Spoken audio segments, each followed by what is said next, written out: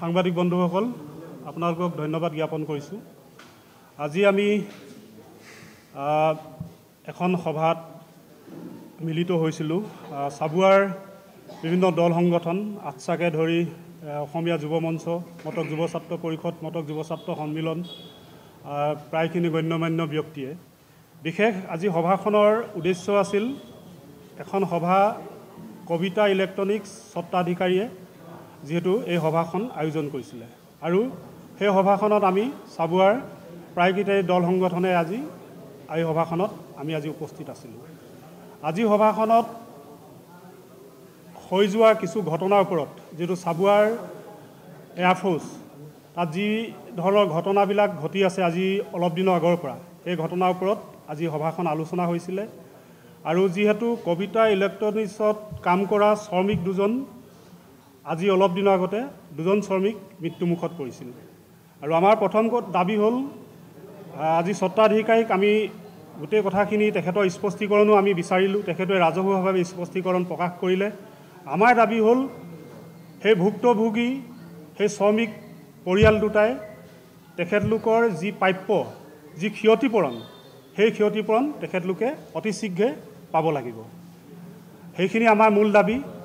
আৰু আমি লক্ষ্য কৰি আছোঁ এই চাবুৱাৰ এয়াৰফ'ৰ্চত বহুত দিনৰ পৰা এটা খেলি মেলি এটা পৰ্যায়ত আমি লক্ষ্য কৰি আছোঁ। আপোনালোকৰ মিডিয়াতে হওক বা তাৰ শ্ৰমিকসকলে যি আন্দোলনৰ কাৰ্যসূচী গ্ৰহণ কৰিছে সেইখিনিৰ ওপৰত আজি ইয়াত বিশদভাৱে আলোচনা কৰা হৈছে। আৰু তাত আজি এই সভাত উপস্থিত থকা সেই চাবুৱাৰ এয়াৰফ'ৰ্চত জড়িত বা ভুক্তভোগী পৰিয়ালে এজন ব্যক্তিৰ নাম কিন্তু বাৰে বাৰে উত্থাপন কৰিছে, শ্ৰমিক নেতা সুভাষ সিং। আমি আজি দল সংগঠনে সুভাষ সিঙক সতৰ্ক কৰি দিছোঁ, আপুনি ইয়াৰ মাজত দালাল ৰূপে ইয়াত নোসোমাব। আমি আপোনাক এই ভুক্তভোগী পৰিয়ালবিলাকে যিবিলাক ক্ষতিপূৰণ মালিক পক্ষ হওক বা চৰকাৰী পক্ষৰ ফালৰ পৰা যিখিনি পাব লাগে, তেখেতলোকে অকলে দুটাই থাকক, মাজত মধ্যভোগী যেন নোসোমায়। কাৰণ আজি বহু কথা উত্থাপন হৈছে সুভাষ সিঙৰ ওপৰত। তেখেতে শ্ৰমিকসকলক যি নিৰ্যাতন বা যি অত্যাচাৰ কৰে বা শোষণ কৰে, সেইখিনি কথা আজি আমি আলোচনা হৈছে। আমি ইয়াত বহুকেইটা প্ৰস্তাৱ আমি গ্ৰহণ কৰিছোঁ। আমি সুভাষ সিঙক সকিয়নি দিছোঁ যে তেখেতে ইয়াৰ মাজৰ পৰা আঁতৰি যাওক, নহ'লে কিন্তু তেখেতৰ ওপৰত আমি ব্যৱস্থা ল'বলৈ আমি বাধ্য হ'ম। ইয়াৰ পিছত আমি চাহজাহানী ছাত্ৰ সন্থাৰ তৰফৰ পৰা এটাই কথা ক'ব বিচাৰোঁ যে চাওক, আজি যিটো সভা আহ্বান কৰিছিলে এইটো ইলেক্ট্ৰনিক কনষ্ট্ৰাকশ্যনৰ যিটো স্বত্বাধিকাৰী বৰ্মাৰ নেতৃত্বত এই সভাখন আহ্বান কৰা হৈছিলে। আৰু চাবুৱাৰ বিভিন্ন দল সংগঠনক তেওঁ নিমন্ত্ৰণ জনাইছিলে, বিভিন্ন সচেতন ব্যক্তিসকলক তেওঁ নিমন্ত্ৰণ জনাইছিলে। আৰু এটা যৌথভাৱে এটা আলোচনা হৈছে। আৰু আলোচনা হোৱাৰ পাছত এটা কেইটামান আমি সিদ্ধান্ত লৈছোঁ। আৰু সিদ্ধান্তটো আমি কাৰ্যকাৰী কৰাৰ ক্ষেত্ৰত আমি যিমানখিনি চাবুৱাত দল সংগঠন আছোঁ আমি চবেই একত্ৰিত হৈছোঁ। আৰু আপোনালোকে দেখিছে আমাৰ যুগল বৰুৱা ডাঙৰীয়াই কৈছে যে এটা মানুহ ট্ৰেড ইউনিয়নৰ এনেকুৱা কোনো নিয়ম নাই, মানে যে এটাই মানুহ ট্ৰেড ইউনিয়ন চলাব যাওঁতে মানে 40টা বছৰৰ পৰা তেওঁ একে লেঠাৰিয়ে ট্ৰেড ইউনিয়নৰ নেতৃত্ব প্ৰদান কৰি আহিছে। আৰু তেওঁৰ নেতৃত্বত মানে বিগত সময়ৰ পৰা বৰ্তমানলৈকে বিভিন্ন ধৰণৰ দুৰ্ঘটনা ঘটি গৈছে। কিন্তু সেই ঘটনাৰ পৰা কিন্তু কোনো ধৰণৰ মানে যিটো কম্পেনচেশ্যন পাব লাগে বা যিটো ঘটনা ঘটি যোৱাৰ পাছত পৰৱৰ্তী সময়ৰ প্ৰতি লক্ষ্য ৰাখি যিটো এটা ৰেক্টিফাই কৰিব লাগে, অলপ সাল সলনি কৰিব লাগে, তেওঁৰ পৰা কিন্তু আমি এইটো দেখিবলৈ নাপালোঁ। তেওঁ একেটাই কথা লাগি থাকিলে আৰু তেওঁ নেগলিজেঞ্চিৰ কাৰণে আজি ঘটনাটো ঘটি থাকিবলগীয়া হ'ল। যদি বিগত 40টা বছৰৰ পৰা বৰ্তমানলৈকে যদি তেওঁ যদি ঘটনা ঘটি যোৱাৰ পাছত যদি তেওঁ ক'ৰবাত যদি অলপ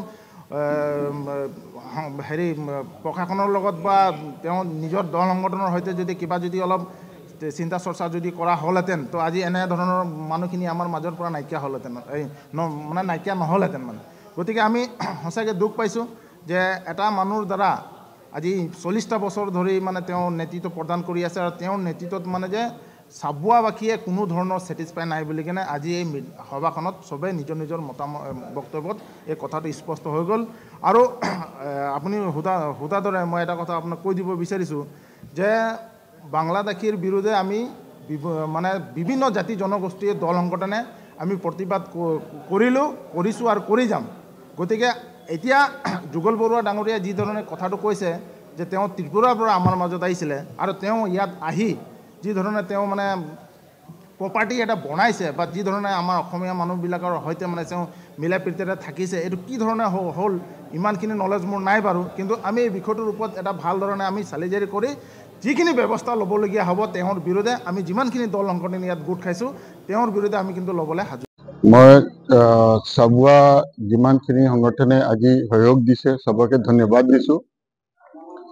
আৰু আপোনালোকে জানে এজন থাৰ্ড পাৰ্টি সোমাই আমাৰ মাজত যিমানখিনি ডিস্পুট এটা সৃষ্টি কৰি দিলে, সেইকাৰণে আমাৰ মানে মৃতকৰ পৰিয়ালৰ আৰু আমাৰ মাজত যিটো বিশ্বাস আছে দুই পক্ষে মানে বিশ্বাসটো কমি গৈছে।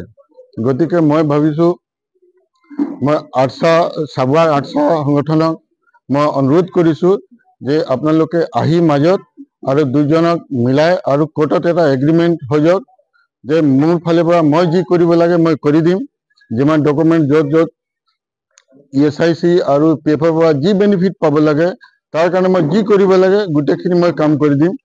আৰু এওঁলোকে কিবা এটা যদি কেছ দিছে আৰু ভৱিষ্যতে কিবা কেছ নকৰিব কাৰণে এটা আমি এগ্ৰিমেণ্ট কৰি লওঁ, সেইটো মই আৰ্টছা সংগঠনক অনুৰোধ জনাইছোঁ।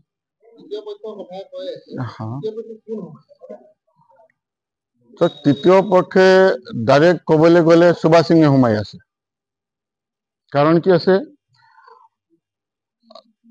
প্ৰথমৰ পৰা মোৰ এজন হ'ল ষ্টাফ হ'ল ভৰত ৰবি দাস। গোটেই কামখিনি এওঁ হেণ্ডেল কৰি আছিলে, টেকল কৰি আছিলে। কাৰণ কি আছে, যেতিয়া এক্সিডেণ্ট হৈছিলে তেতিয়া মই কাগজ পত্ৰত লাগি গ'লোঁ আৰু পৰিয়ালৰ লগত আৰু মোৰ সৰু ল'ৰা আছিলে, এই দুজন মিলি পৰিয়ালৰ লগত যি কৰিব লাগে, যি সহায় কৰিব লাগে, ট্ৰিটমেণ্ট কৰিব লাগে বা পষ্টমৰ্টেম কৰিব লাগে বা ক্ৰিমিনেশ্যন কাৰণে যি সহায় কৰিব লাগে এই দুজনে কৰি আছিলে। তো এওঁকো ধমকি দিলে, ক'লে তুমি বোলে আঁতৰি যোৱা, এতিয়া মই সোমাই আছো ইয়াত।